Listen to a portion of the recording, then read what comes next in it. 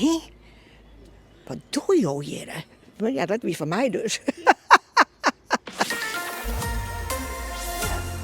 Ik wil je heel graag uitnodigen. Nou, dan ben ik wel even. Hé? Goedemorgen, meneer Vechter. Ja, Jacob de Vries, ja, nee, dat zie ik, ja. burgemeester. Ja, hi. En ik wil je heel graag uitnodigen. Voor? De Linsesrijn. Burgemeester Jouke Douwe de Vries van Achtkarspelen mocht fjouwe meesken bij de door verrassen. De meesken die ten Linse kregen, binnen mij een smoeske binnenhouden. Onze kinderen die hadden wel bedacht van een of ander feestje. Maar toen kwamen ze in nette kleren en het ging over een boot. En ik dacht, hier klopt iets niet. En toen een half uur later stond de burgemeester met een bloemetje op de stoep. Ja. Eerst kwam de zoon om 1:08. Die stond voor de deur. Die zei, er is een afspraak in Leeuwarden, die is afgeweld. Dat vond ik al een beetje vreemd. En een kwartiertje later stond de burgemeester voor de deur. Nee, ik ging gewoon naar het werk.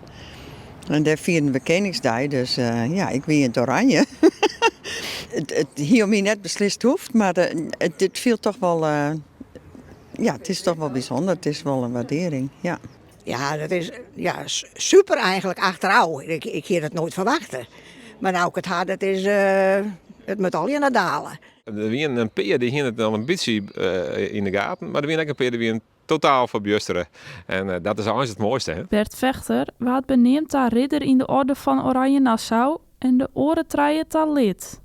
Vrijwilligerswerk is in deze tijd net meer vanzelfsprekend, maar nevens de meesten die ten Linse kregen wel heel wichtig. En het is niet alleen voor wat je doet, maar ook voor jezelf. Je leert er zo onnoemelijk veel van. Je leert met mensen omgaan, je krijgt heel veel mensenkennis.